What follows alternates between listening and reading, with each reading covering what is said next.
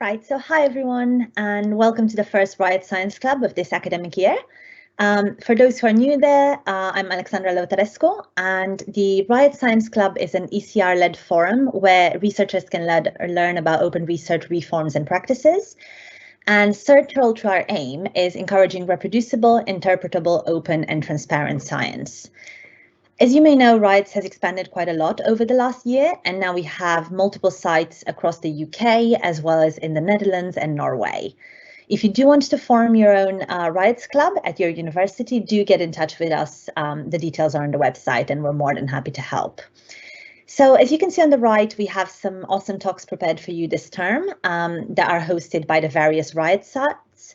And the talk today is hosted by the KCL site. And as always, if you have any suggestions for speakers, do let us know. And very quickly for the admin side of things, we're going to have some time for questions at the end. So please do write your questions in the chat and upvote questions that you want us to prioritize, and we'll make sure to get to those first. So our first speaker today is Dr. Lonni Besançon. Lonni is a postdoctoral fellow at Monash University in Australia, and his talk today is titled Towards a Better Understanding and Communication of Uncertainty in Empirical Research. Thank you, Lonni. Looking forward to your talk. Hey, thanks for the intro. I'm just going to share my screen. Just give me a sec to do that. Okay. Now you should all see it. Hopefully you do. So thanks for the introduction and thanks for having me today. Really happy to be here. So yeah, quick introduction of who I am first. And one first thing that I should mention is that all the references I'm going to mention are on my website at this address. So I can send it around after if you want. So yeah, my name is Lonni. I did my PhD in Paris working on what we call human-computer interaction and visualization. So basically trying to see how we can improve interaction to understand, to help scientists to try to understand data that are usually in 3D. So that could be like mechanical data set, medical data sets, fluid mechanics, things like this. But during my PhD, I also got interested a lot in some side topics, one being how we can potentially improve like communication with images that can be a little bit disgusting. So imagine if you want to understand what a surgery is like, you might want to see images or videos of that, but they can be a little bit repulsive, but you want to get the information from them. So we try to see if we could automate the process of making these images a little bit less repulsive, but still as informative. We actually have a TEDx talk on this. If you want to check it out, feel free to do it. I think it's a pretty cool topic.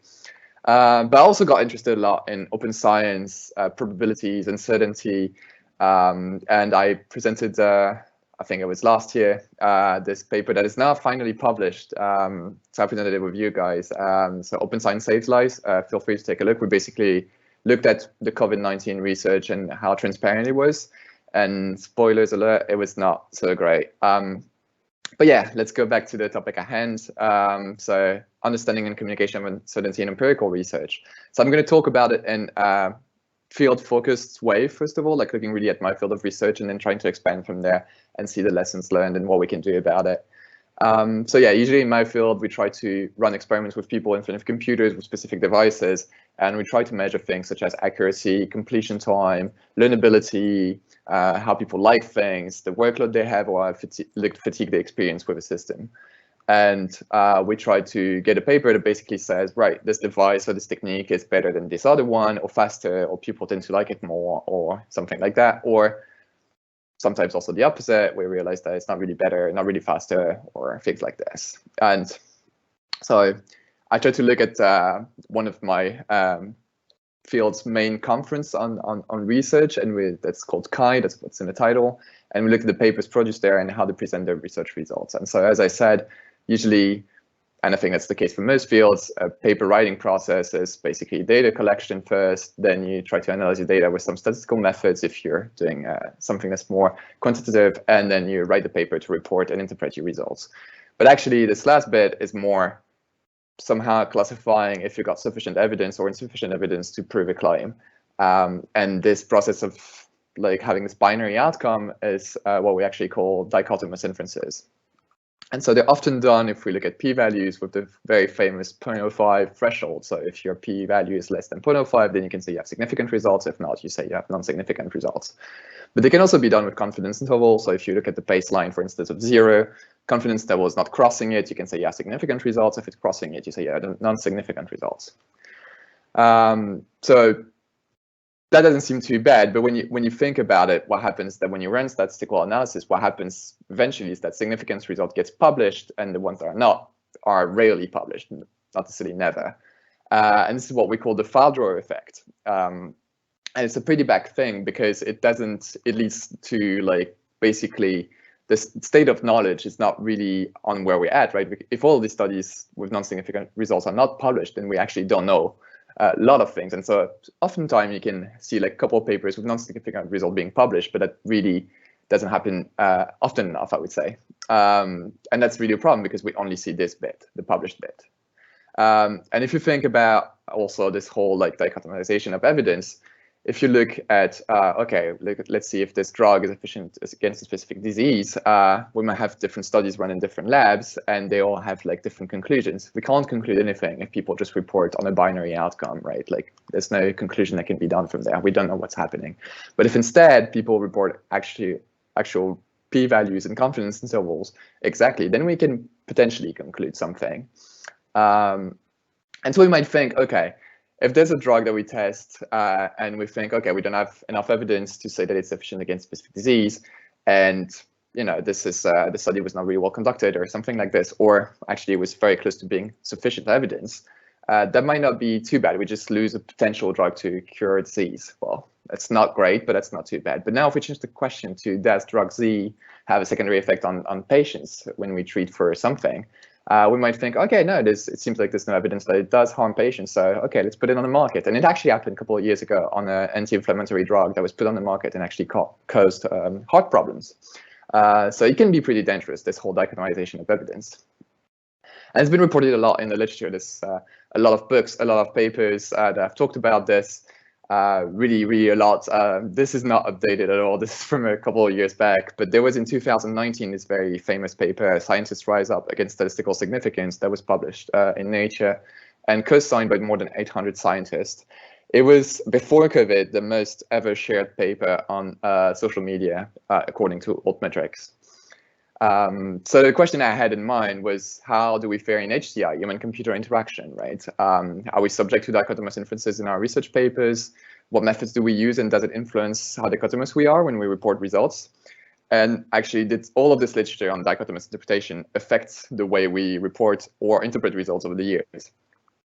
And so to know that, I looked at the main conference of the field. It's called CHI, over a couple of years, so from 2010 to 2018. And I extracted all the papers as PDFs, converted them to text version with a Python script, and then run some additional Python script on them to try to analyze them. So the first question I had was, what do we report, right, in this conference in all these papers? And so to check this out, I basically look for specific tokens in a PDF. So I look for p-value inequalities when you report p less than with or without space, or p greater than with or without space, p equal to, and looking also for confidence intervals. And so if a paper reports only p-value inequalities, then we call this paper an inequality-only reporting paper. If it reports only p equal to, then we call it exact-only paper, except if we find a p less than something, but the value is very, very small. So we took 0.00 something, because we can consider that in this case, it's almost a form of exact p-value reporting. And if a paper reports both, then we say that it's an ambiguous paper. So here are the results. So we see that approximately 50% of papers actually don't report p-values at all. This is consistent with previous analysis of the literature that said basically half of the papers were qualitative and the other half were quantitative. So that seems to work out.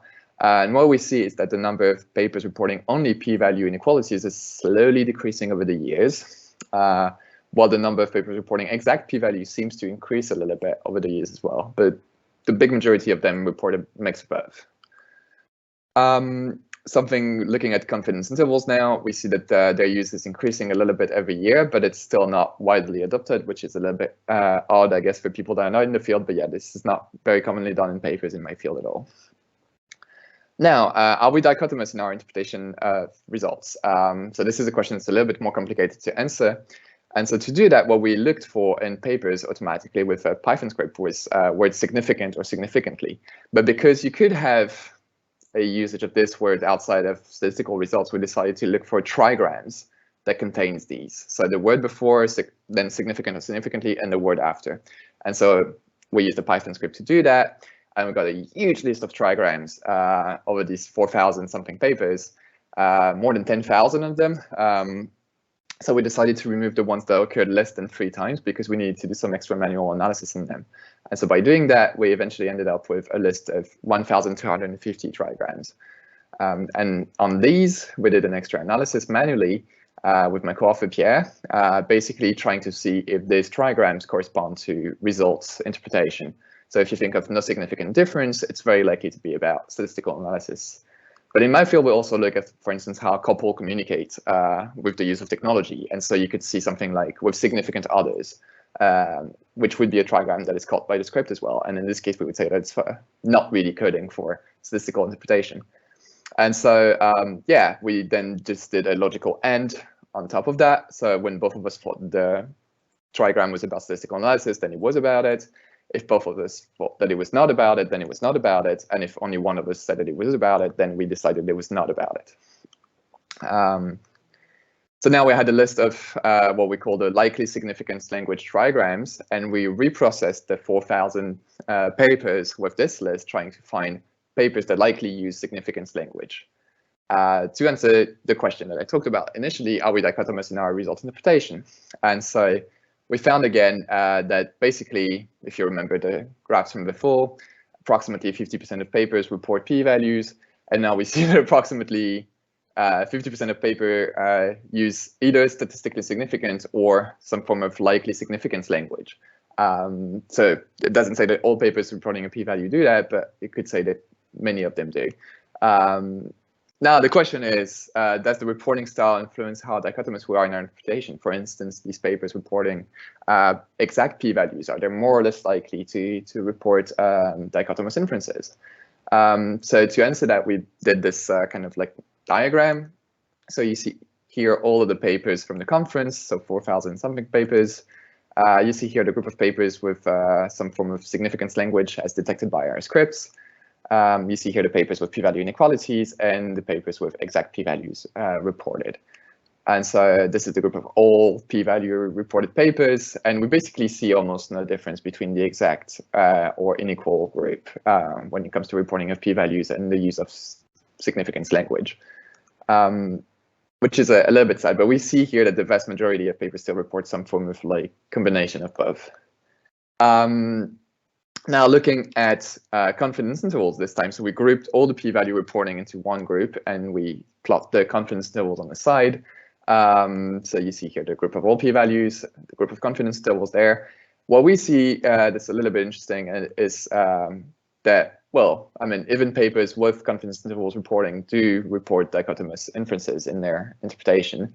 But this bit is a little bit interesting. So when we look at percentages, we see that there's actually, out of these 62 papers that only report confidence intervals and no p-values, 40 of them actually don't use what we call the likely significance language, which is really promising compared to the p-values version of this, which is 238 out of 1,500. So it could be that maybe reporting only confidence interval helped a little bit. But overall, the vast majority of papers reporting inferential statistics make dichotomous inferences. And we've only seen very modest improvement in reporting strategies. But overall, yeah, NHST-based dichotomous inferences have shown no sign of evolution since 2010, although there was a lot of literature on the topic, which is a little bit sad. Now, of course, there's lots of limitations to the analysis we've done. The first one being that it was automated. So for instance, I don't know if you're aware of this, but like converting PDFs to text, there's lots of things that can be lost in the process. For instance, the captions of figures or tables can be sometimes a little bit scrambled around in the text. So it might be that we actually didn't catch something like 95% bootstrap CIs because of it.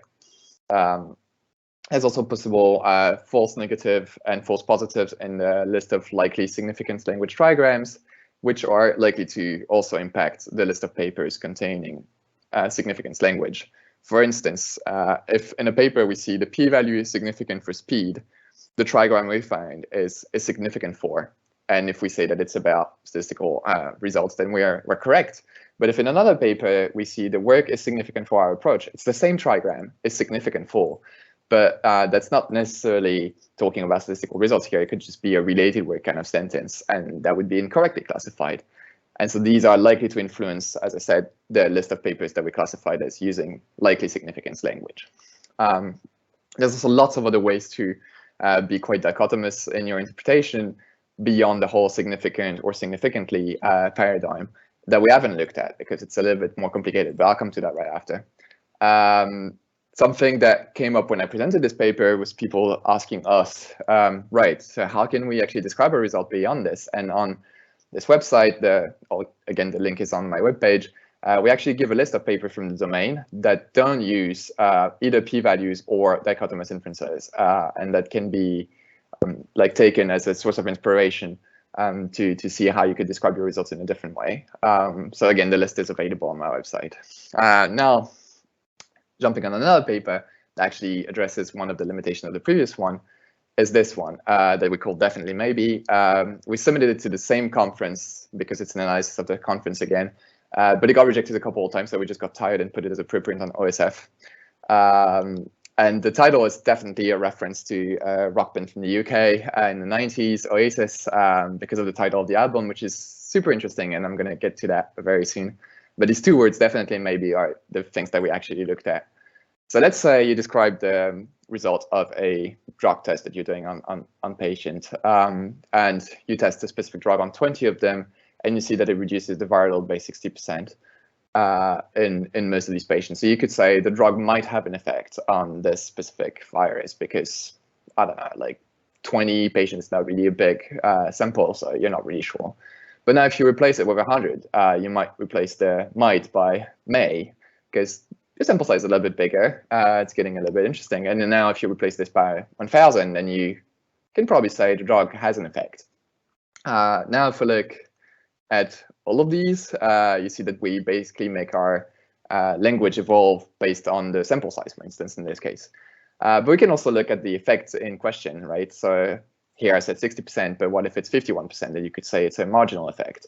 But then if you increase this value, you could have a small, a large, very large, things like this. And so all of these words that we use to categorize specific values in our experiments are the things that we're interested in. And there's lots of ways to combine them in different sentences, right? Depending on the results we have, but also depending on our interpretation. And so these words are actually called hedges and boosters in the linguistic literature. So I'm going to give you the definition now. So hedges are understood to be expressions that are used to turn down the force of a statement by making it fuzzier or more uncertain. And on the other side, boosters are expressions that are used to increase the strength of a statement by making it more certain or sharper. So as I said before in the previous paper, we only looked at significantly, but here the idea was like, okay, maybe we can actually look at other things, such as we found that, or our results show. And we just wanted to know how these linguistic devices, hedges and boosters, are used at this one conference, CHI, when summarizing empirical results. And so we did pretty much the same process, looking at this one conference over a couple of years. But this time we didn't, because this analysis would be manual, we didn't look at the full breadth of all papers, because that would have been a lot. But we actually reduced. We took 33 papers from 5 years. So we took 2010, 2012, 2014, 16, and 18. And so this is a whole process of the analysis we've done. Multiple authors have gone through this. I'm going to walk you through it. So the first one was basically the random sampling of 33 papers. Nothing too crazy there. The real first step was, for each of these papers, we actually opened them and looked if a paper reported a study or not, because not all papers actually report a study, right? So if they don't report a study, we just eliminate them. Then we wanted to look, okay, do they report a study with inferential statistics? And based on that, we would actually classify the paper differently. And so we considered to classify studies as being inferential if the paper actually reported using measures of statistical uncertainty, such as statistics, p-values, interval estimates, etc., etc. They can be reported numerically or graphically, right? Which is the advantages of actually doing a manual analysis. We can just find these things. But if the paper reports something else than inferential statistics, if there's also qualitative reporting in there, we still classify it as being inferential.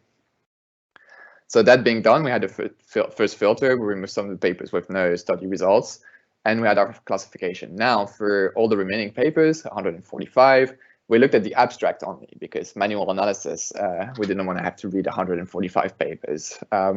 And taking the abstract, we looked at all of the sentences and tried to see if the sentence actually discussed specific results, and tried to mark it in a way if it did or not if it didn't. And for that, I developed a small web application that basically took all of these abstracts and allowed you to see them, and you could just click on them to click on one specific sentence to say, right, this sentence is about a statistical or actually a result reporting. So we did all of that. 3/4 did this, computed like agreement scores, etc., and went to the next phase. Step 3, we actually found out that some papers don't report the results in their abstracts at all, so we had to remove some papers that didn't discuss any results, although they had some, which was a little bit interesting. And then we decided to do the analysis of hedges and boosters used in these sentences. And so for that, I also made a small web application that would allow us to do it, that would basically highlight in gray all the words from a specific lexicon that exists from the linguistic literature on hedges and boosters. And then it would be up to the coder to actually click on them to change the color to say, okay, they are boosters or hedges or nothing. So if you don't click on them, then they go back to being just like highlighted and it doesn't count. And why did I do that? Because you would think there's just if there's a list of hedges and boosters, we can just use that. Turns out we can't really. If you look at this sentence that would be highlighted like this from the application, it is possible that the drug is a clear effect on sleep. In this case, possible is a hedge and clear is a booster. Very easy case. But now, if we look at this sentence, participants said that they log when they went to bed as often as possible. In this case, the possible is used as more of a descriptive value, right? It has a descriptive value in the sentence. It just helps us being a little bit more precise in what we're saying in the instructions we gave to participants. And so this is not really a hedge in this case. Similarly, if we look at clear, we can say participant complained that the instructions were not clear enough for this task. Then again, this is also very descriptive. It doesn't really work as a booster, so it shouldn't be counted in this case. So that's why we had this interface, so that people can actually, or us, the coders, could actually do that manually, but with a little bit of help from the linguistic lexicon of hedges and boosters that exist. We also give the possibility, but I'm not going to go into details on that, for someone to highlight a specific word as being a booster or a hedge if they thought that one was one. Now, back to the question, how are edges and boosters used at CHI when summarizing empirical results? So we see here, I'm not going to go too long on this, but we basically see something that, if you remember the previous paper presentation, we have approximately 50% of papers with inferential studies, which seems to be what we had before from our very large sampling of all the papers for 8 years, and the others being descriptive studies and some papers with no studies at all.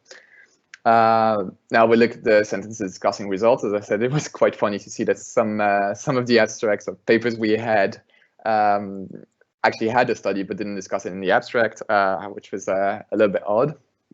But again, nothing much to discuss here. Let's look at this. This is more interesting. So you see here on the left, we have basically over the years the use of hedges and boosters in through a couple of years, right? And we see a little bit of a weird thing in 2014 when it seems there's less hedges being used, but that's probably just a sampling error. You know, like we had overall pretty small sample size per year, so could be from that. But this is quite interesting now. If we gather everything and we look at inferential studies on one side and descriptive studies on the other side, we actually see that inferential studies seem to use more boosters than descriptive studies, which we didn't initially expect. But I'll go into more details about this later.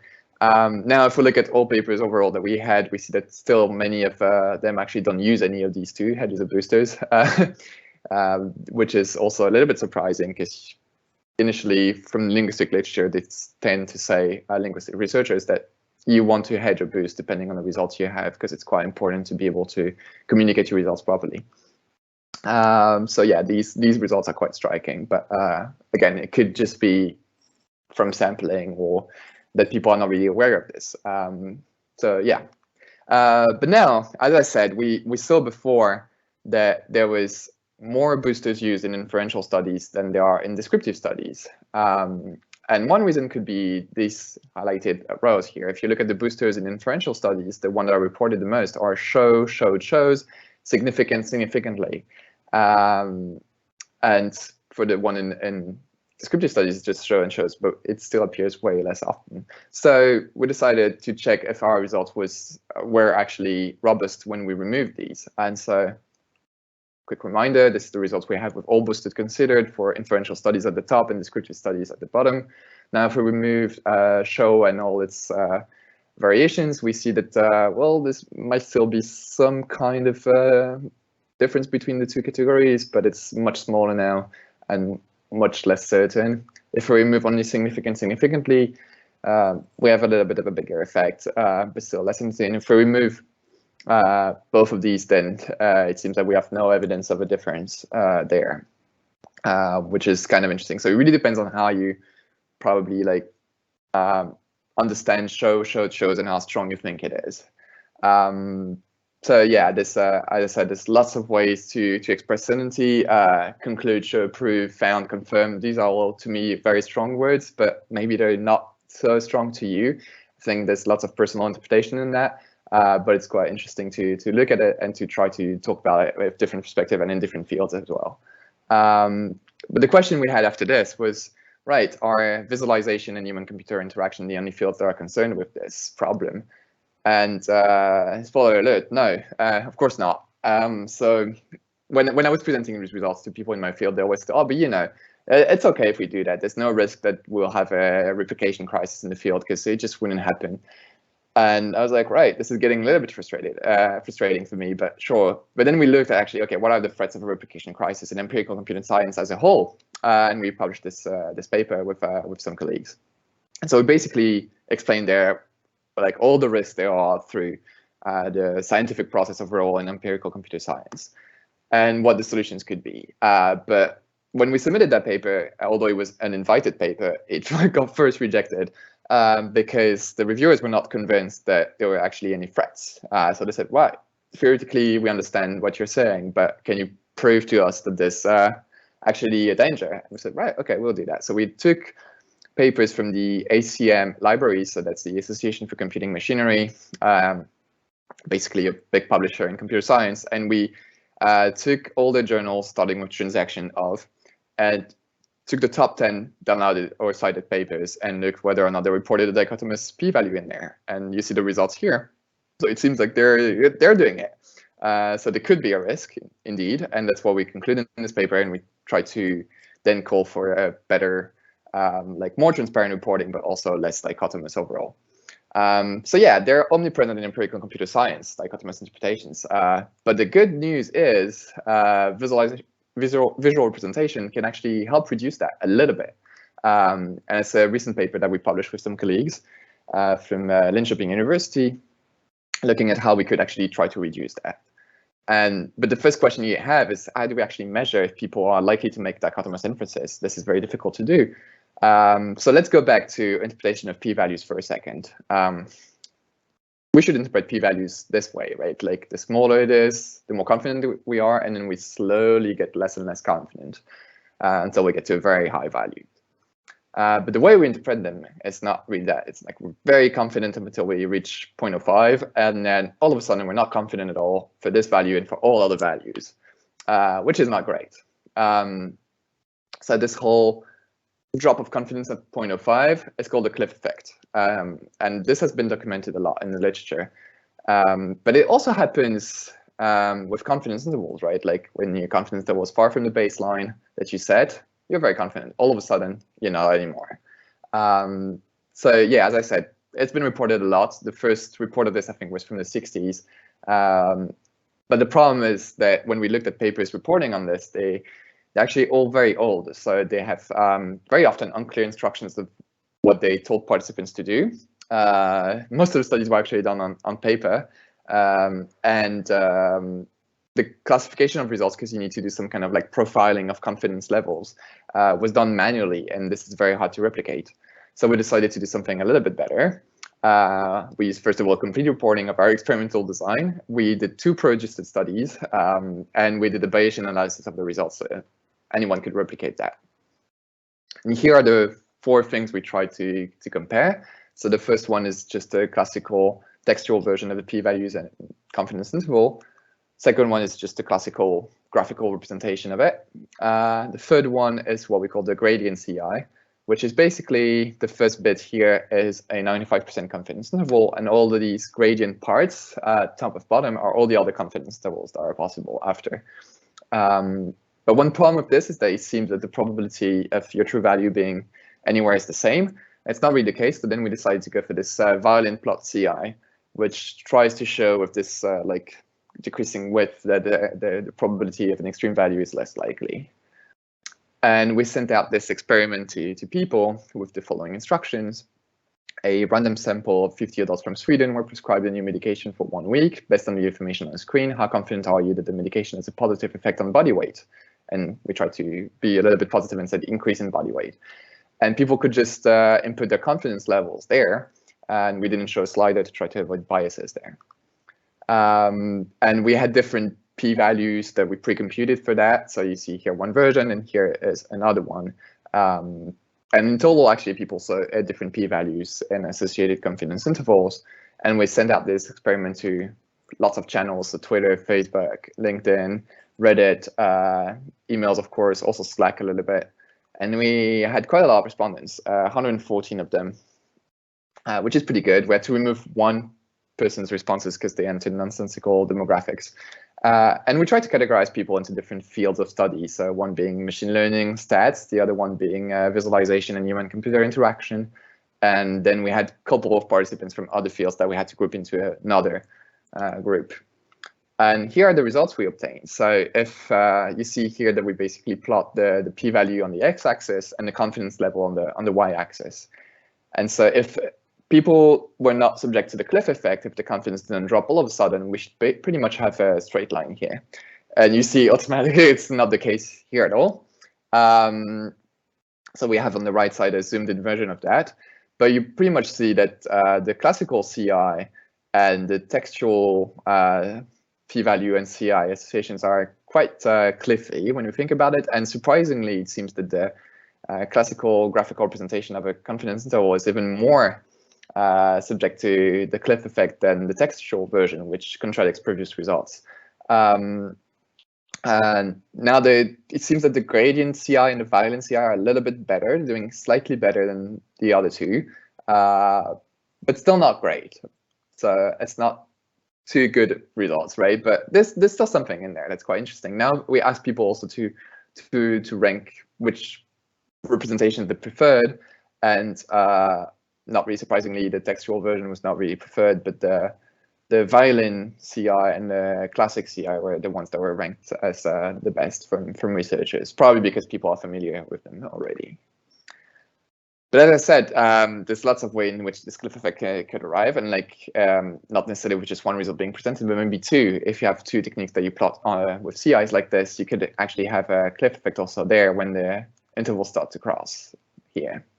So we wanted to look at whether or not that would be, we could help on this. And so we basically did the same kind of experiment, but this time with this use case in mind. And we removed the textual p-value because we now have the baseline. We're not really interested in that too much. And we replaced it by this discrete version of the violin plot based on the comments we had from the first experiment. Unfortunately, we had less respondents for that second experiment. Only 39 people actually took it, which is not as good. So it's a much smaller sample size, but still have interesting results. So here they are. So again, quick reminder, if the cliff effect was not there, we would expect to see a straight line. Overall, what we see here is that there's some little bit of weird things first that I should probably clear out. We see an increase for the continuous violin CI in the confidence levels. It's probably not to be taken as an increase, but more as stable confidence, I guess. Probably due to small sample, this is totally possible. But overall, yeah, it's like, don't focus on this bit too much. I would just say it's sampling error.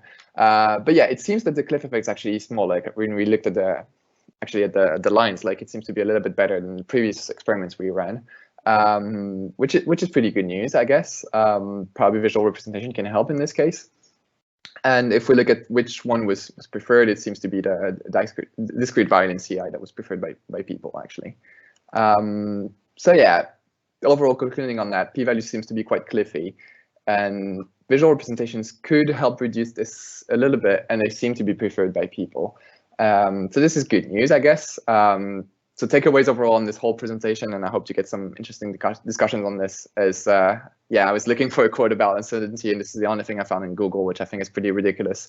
But there's some truth to it, right? Especially in science, uncertainty is everywhere. And I think the only thing we have to do is probably just acknowledge it in a way, so either with good graphical representations of it or the use of proper words, but also remind ourselves that it's there all the time. Like, although we love our results, although we're very proud of them, although we spend a lot of effort into actually getting an answer to a question, there's still a lot of things that could bias this answer. There's still a lot of uncertainty around, especially if we study things around people and their behavior. So we should just be aware of that and accept it. Second thing is that really words matter. There's lots of ways you can present your results, and it's very important to try and be as accurate as you can. Now, of course, there's some subjective interpretations to these words, and that's something that I think is very well studied in linguistic literature. I'm really not an expert at all, but I think this is pretty interesting research topics as well. And yeah, visual representation seems to help, so feel free to play around with these. We put them on a package on R.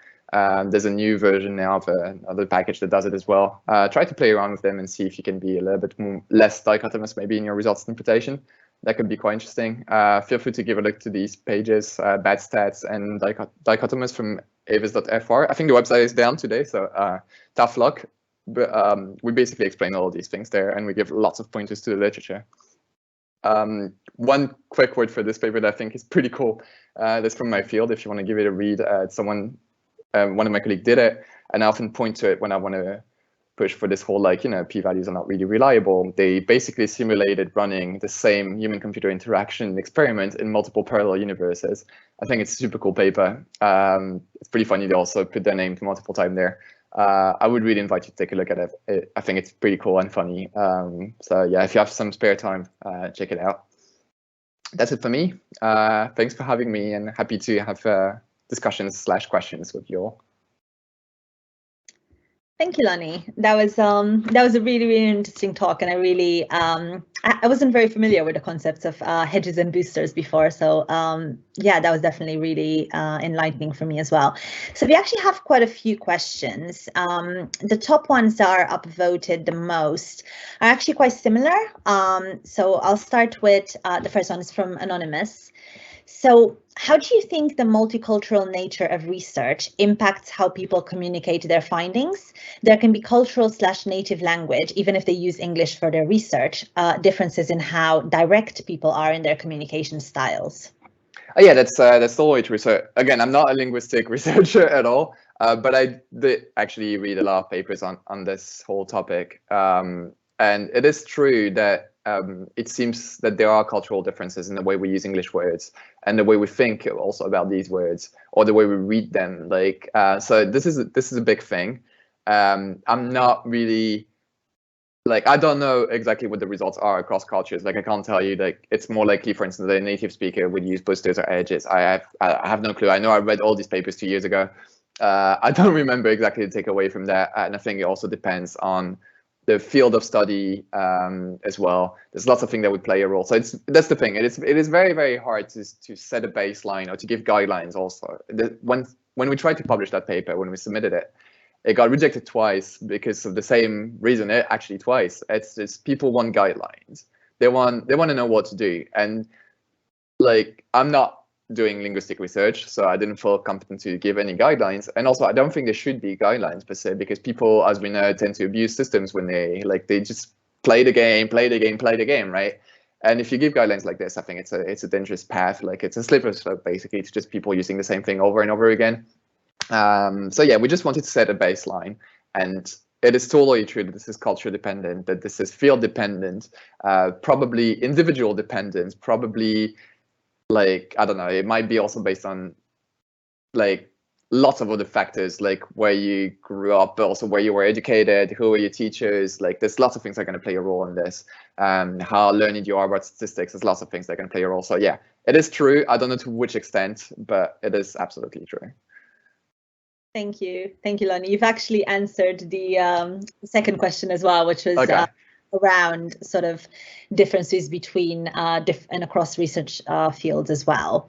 So thank you for that. So we actually have a few questions from David Colquhoun on, let me just see, on likelihood ratios. So the first one is, and I'll read both of them because they're related, and I'll let you comment on them after. So the first one is, I've advocated reporting likelihood ratios or false positive risk as well as p-values. How would your algorithm deal with papers that reported both?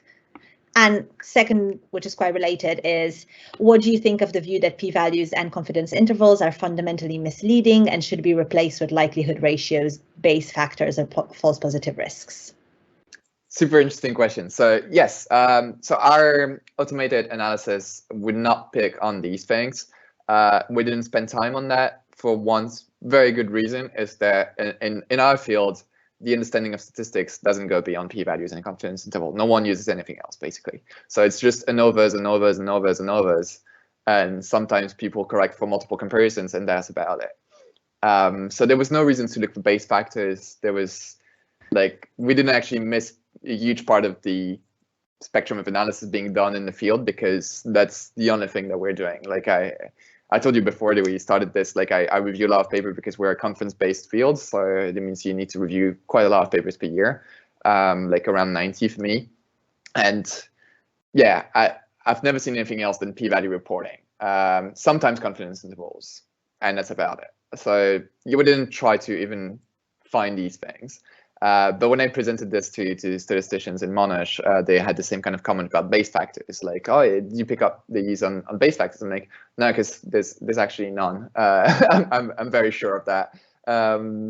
So yeah, we didn't look for that. But I agree with coming to the second question. So we could actually adapt these scripts to look for specific other reporting. It's quite easy to do. It's just changing the strings that the script is looking for. But yeah, we didn't try that. But could be easily adapted. And actually, we're on some side project with people in another field trying to do that now for Bayes factors. Coming to the second question now, yes, I think confidence intervals and p-values are extremely misleading, and I think people have used them because they were taught that it was the scientist's toolbox, right? You run an ANOVA, you run this, you run that, you get the results, you compare to 0.5, is it greater? You discard, is it smaller? You keep it, you really brand it as significant, and you're happy with it. And I mean, I'm not sure. It seems to be when I mention all these things to people that use actually Bayes factor, they tend to say that now that people know more about Bayes factor or Bayesian statistics, they tend to misuse them in the same way they misuse p-values and confidence interval, because they just go back to some form of NHST-based reasoning and dichotomous inferences from there, which is not great. So I don't know if changing the tool is going to be the ultimate answer. I think it will help, but ultimately maybe we want to get to something, and I don't know how realistic it is or how naive it is, to just change the way we write papers and the way we do things, to just maybe potentially, really, it's just really very naive, right? But like include statisticians on board when we run something. Like, of course, I mentioned that to some of my friends doing statistics, and they're like, oh yeah, but you know, statisticians, like if you give them a paper with a plan and an analysis plan, they will trash it because in theory they just want this perfect thing, and it's not really realistic, right? Very often, especially when you study humans, you can't have a perfect study design, you can't have a perfect analysis. There will be some wiggle room here and there that's needed, but I think this collaboration with statistician more regularly would be interesting. And that's also something we advocated for in this open science paper that I mentioned at the beginning, saying that we think that statistical reviews should be a thing in journals. Because it's like, I don't feel competent reviewing papers sometimes because I don't have the knowledge to do it. Like, they do a very complicated analysis. It's probably done by a statistician in the end. And I'm like, I look at it, I'm like, that looks good. that's all I can say. Please include a statistician to review that paper, because I can't do anything else than that. But yeah, changing the tools might help. I think it would, but perhaps we want to have something a little bit stronger than that also, yeah, in terms of the rigor and including statisticians or biostatisticians or. Yeah, that's a really good comprehensive answer. Thanks, Lonni. And on your thoughts on peer review, I guess it's a really good point, because obviously we're all doing peer review as, you know, on a voluntary basis as a service to the research community. And I think more so now that more and more people are starting to share the code that they've used for their analysis, the burden that is being placed on peer reviewers is often too large. We can't expect the peer reviewer to, you know, run the code line by line most of the time and check it. So that is definitely an aspect that we need to sort of consider. Yeah, it is definitely a big part. I just did recently a review for OpenBMJ on lockdowns, and there were 145 pages of additional materials. And it was just the script and the results of the script, and I was like, yeah, I can comment on the design of the analysis that you plan, but like whether or not the statistical method is appropriate, I don't know. I mean, I did the basic check that I can do with my understanding, but this is very limited. And so I did write in my review, please reach out to a statistical reviewer, like someone that has the understanding, because I just can't do it. This is beyond my knowledge level. It will take me weeks to get there, and I would have a non-complete answer anyway. So yeah, exactly. Thank you. I just want to remind listeners, if you do have any last questions, do pop them in the chat. We have around 10 minutes left. In the meantime, Lonni, I sort of had a question that links in with something that Ian commented in the chat as well.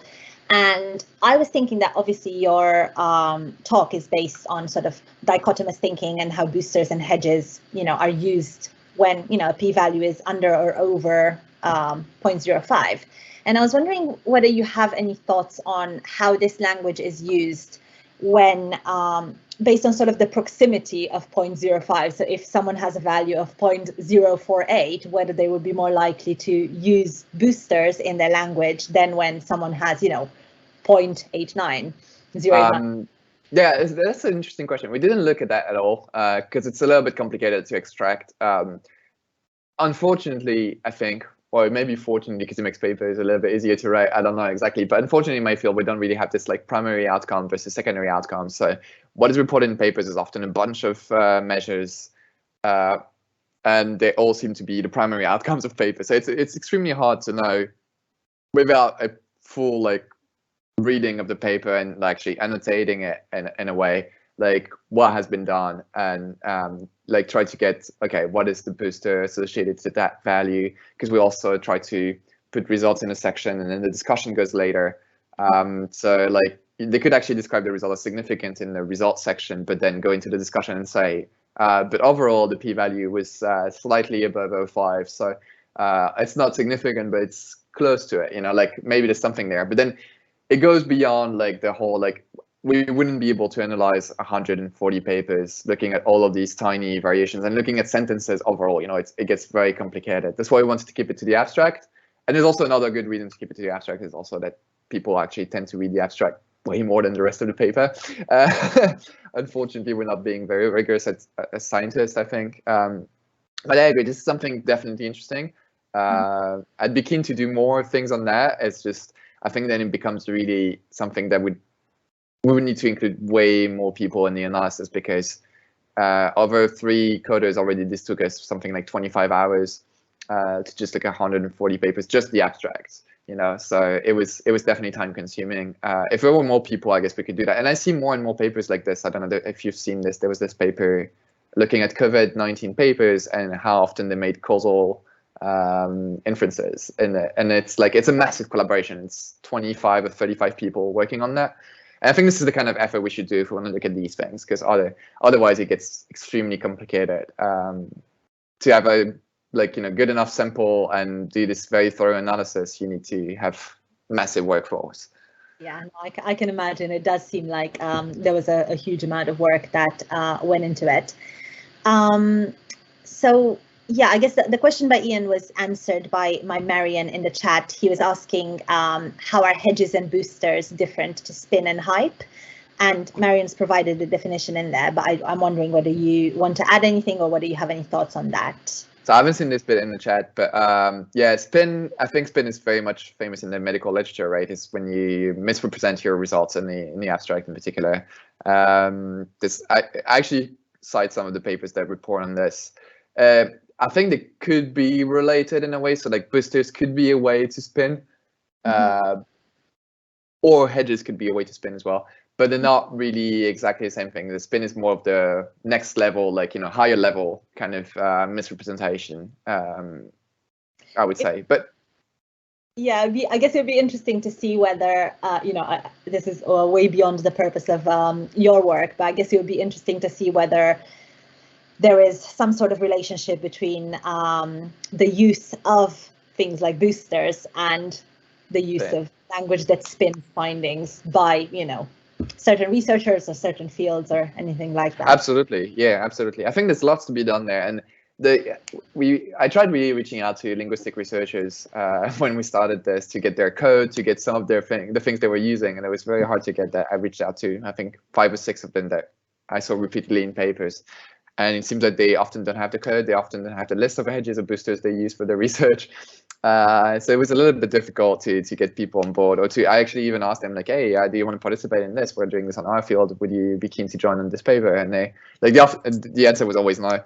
But I think we need to get them on board to do such kind of analysis, because it was really complicated as an outsider to do this, like elaborating the code book that we use for that. Like, what is a hedge? Like, was really complicated, because the definition seems simple, and all the use cases you see in papers when they, highlight, oh, this is a sentence that uses hedges, and you're like, oh yeah, this is very easy. But it's so many weird fringe cases for which you're like, I actually don't know. So that's why we use free coders that did all the same sentences. So we tried to get the subjectivity out of it as much as we could. But even with that, it's extremely difficult. And I think doing comparing this analysis to like the spin kind of analysis would be even more complicated, and I think we need to get linguistic researchers on board to do that. Brilliant. Thank you so much. And I guess, yeah, this would be a good question to end it on from Anonymous. So do you have any recommendations on improving how we communicate as researchers? It's a big question. Oh wow, damn. Yeah, that's a big one. Again, I don't want to give guidelines because, guidelines, but I guess I can't be wrong if I say be more transparent. This is very easy. Share as much as you can. It seems counterintuitive sometimes to think that by sharing more, you'll be praised more potentially, but I think this is the case. Not necessarily by peer reviewers, not directly, but I think it serves the community as a whole. So just be more transparent, let people reuse your things and find mistakes. I think it's awesome if someone finds a mistake in your paper. We see retraction as this one big thing that's always around fraud, but there's so much more to retraction or corrections than fraud. Like, you can just make a mistake. It's very human. So we won't find it if you don't disclose all your code, all your data when you can. So be more transparent. That's the easy one. For the rest, I don't know. It's very hard to do, but try to stick to your data. I had very often the comment when submitting papers, because I write in all my papers, I'm not going to use, I actually never reported p-values myself in my papers. I just do CI plotting, and I say, right, my data is online, and if you want to read CIs of p-values, you can look at this paper, they explain how to do it. And if you want to generate p-values, you can just use my code and data. So I never did it myself. And then I write, I'm not going to interpret result as significant or not. I'm just going to use different strength of evidence in the reporting. And very, very often the reviews I get for that is that reviewers want a definitive answer. So they want to know. And I'm like, well, the definitive answer is exactly my sentence. There is some evidence that this could be better than that by a marginal or big amount or whatever. This is the answer. There's some evidence. I don't have anything better than that. Sometimes I have strong evidence, sometimes not. And that's the definitive answer. But it's very hard not to, you get this pressure of the reviewer saying no, if you want this paper to be published, you have to be, more assertive. You need to say, right, what's the outcome? And if you need to publish really hard, then you would just cave in, because especially as an ECR, getting a paper out is very important. I was kind of lucky that I was in a very good team where I did my work in the field, and we knew that if this paper gets rejected further, then it will be accepted somewhere else, and it didn't really matter. So I always rejected these requests, saying, well, no, I'm not going to do that. So if you can, like, stick up to your data and say, like, no, the data says this is the interpretation that's correct, and R2 is wrong. But I understand this pressure to change that, and it's a little bit difficult to deal with it sometimes. But I also had one nice occasion where a reviewer actually pointed that one of my sentences was pretty much binary in the conclusion, like, you know, saying like, oh, you've tried to avoid binary conclusions in your paper. But this one sentence actually sticks out being quite binary, and I was like, yeah, that's kind of true. And I just rewrote it. So yeah, I would say be transparent and try to be fair to the data you've got, and your design, like your experimental design, it is also incidentally linked to this. Acknowledge everything you can acknowledge. I think it eventually always makes for a more interesting paper. Like, people tend to think that if you highlight all the limitations of your experimental design or of your data collection design, then like it's not a great paper anymore. It's not a strong statement. I think it makes way more interesting discussions actually in the paper, and probably pushes for more like future work, more collaboration, more interesting questions. Eventually, it's like, oh yeah, we wanted to know that, but turns out there's so many things that actually could bias these results that we wouldn't have been aware without running the experiment. But then we know, so now we can actually, you know, tailor this question down to multiple single questions that we can potentially answer later. I think it makes it so much more interesting. But I get the pressure from, you know, peer reviewers and mentors as well sometimes. So it is difficult. I don't know if I can give more guidelines than that. I think anything beyond this is probably going to be taken out of context at some point and shouldn't be used. No, but I think that's the, you know, the general message towards more transparency is, you know, what we're aiming for here at Riots as well. So yeah, I think that was a brilliant answer, and thank you so much for your time today, Lonni. Thanks for having me.